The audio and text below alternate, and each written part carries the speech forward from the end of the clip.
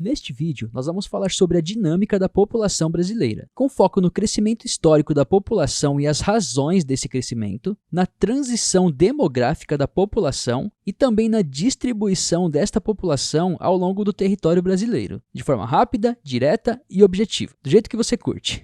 Então bora lá pro vídeo. E aí pessoal, beleza? O meu nome é Paulo, eu sou professor de Geografia e como sempre uma satisfação imensa ter você aqui comigo na Geo Ilustrada. O nosso assunto de hoje, dinâmicas da população brasileira. Bom, no que se refere à dinâmica da população brasileira, uma pergunta vem sempre à mente, que é aquela: quantos somos? Segundo estimativas do IBGE, de 2023, o Brasil possui cerca de 203 milhões de pessoas, sendo o 7º país mais populoso do mundo. Obviamente, esse número nem sempre foi tão expressivo assim. Para você entender melhor isso, observe esta tabela que eu estou deixando na tela. Como você pode perceber, a população brasileira cresceu muito dentro do período abrangido pela tabela, tendo triplicado de 1872 a 1920, e triplicado novamente de 1920 a 1970, e de 70 até 2007, ela praticamente dobrou, chegando a um total de 183,9 milhões de habitantes. Para nós entendermos o porquê desse crescimento, nós temos que compreender a seguinte questão: por que uma população cresce? E para entender isso, existem dois índices básicos. O primeiro deles é o crescimento vegetativo, que nada mais é do que a diferença entre o número de pessoas que nascem e o número de pessoas que morrem. Quando o crescimento vegetativo é positivo, a população tende a crescer. E o segundo índice é o saldo migratório, que é a diferença entre o número de pessoas que deixam o país e o número de pessoas que entram no país. Quando esse saldo é positivo, igualmente a população tende a aumentar. Inclusive foi isso que aconteceu no Brasil durante o final do século XIX e início do século XX, época em que houve uma entrada massiva de pessoas vindas de outros países, de imigrantes. E isso de alguma forma nos ajuda a entender o porquê daquele crescimento que nós acabamos de ver, principalmente durante os anos de 1872 a 1920. Beleza, dito isso, a gente precisa voltar agora para o crescimento vegetativo e entendermos as taxas de natalidade e de mortalidade, pois elas são essenciais para a gente compreender o crescimento da população brasileira. Bom, a taxa de natalidade se refere ao número de pessoas nascidas vivas por 1.000 habitantes, e a taxa de mortalidade diz respeito ao número de óbitos por 1.000 habitantes. No Brasil, até meados de 1940, mesmo com a taxa de natalidade bem alta, o crescimento vegetativo era baixo. Isso porque a taxa de mortalidade também era alta, ou seja, muitas pessoas nasciam, porém muitas pessoas também morriam. Esse cenário passa a mudar mais ou menos por volta do ano de 1945, período em que a taxa de mortalidade passa a cair consideravelmente no país. Mas aí você deve estar se perguntando: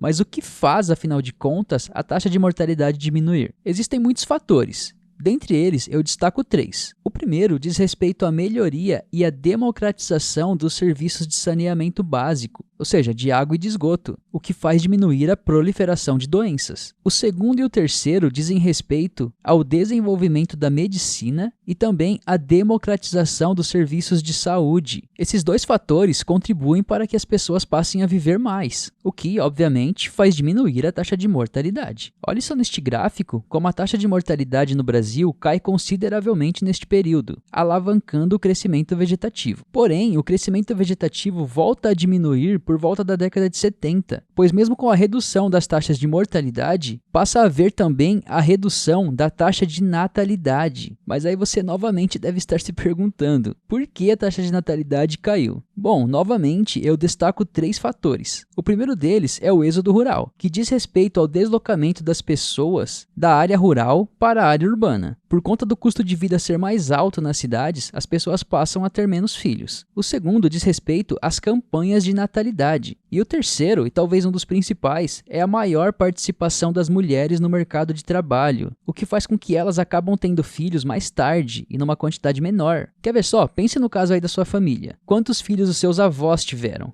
E quantos filhos os seus pais tiveram? E quantos filhos você pensa em ter? Provavelmente o número total só diminui. Eu fiquei até curioso. Comente aí, quantos filhos os seus avós tiveram? Bom, vamos abordar agora 2 assuntos de extrema importância: a transição demográfica e a distribuição da população brasileira. Mas antes disso, se você estiver curtindo o vídeo, se eu de alguma forma estiver te ajudando, deixa um like aí para fortalecer o trabalho, se inscreva no canal, Compartilha aí com seus alunos, com seus amigos, com a sua mãe, com seu pai, com sua avó, que isso ajuda demais, beleza? Sem mais delongas, então, bora lá para a conclusão do vídeo. Bom, sucintamente, a transição demográfica diz respeito aos estágios de crescimento de uma população e as características etárias dessa população, ou seja, as características de idade. Bom, para entendermos essa transição aqui no Brasil, observe essas duas pirâmides, a de 1980 e a de 2015. Note como a primeira tem a base muito mais larga, o que indica que a população é majoritariamente jovem. E na segunda, a base se afunila e o centro da pirâmide passa a ganhar maior destaque, o que indica um envelhecimento dessa população. E na terceira, que é uma projeção para o ano de 2050, a base e o meio se afunilam e o topo passa a ganhar maior destaque, o que indica um envelhecimento ainda maior da população. Bom, essas mudanças nas características etárias da população brasileira se devem a dois motivos principais: a diminuição das taxas de natalidade, como nós já conversamos, e, igualmente, a diminuição das taxas de mortalidade, ou seja, tem menos pessoas nascendo e menos pessoas morrendo, o que acaba provocando o envelhecimento da população. Tranquilo isso? Bem fácil de entender, né? Mas aguente aí porque a gente ainda precisa falar de um último assunto, que é muito importante: distribuição da população brasileira. Sobre isso, você precisa saber que o Brasil, apesar de ser um país extremamente populoso, não é um país muito povoado, ou seja, a população absoluta é grande, mas a população relativa, que é o índice de pessoas por quilômetro quadrado,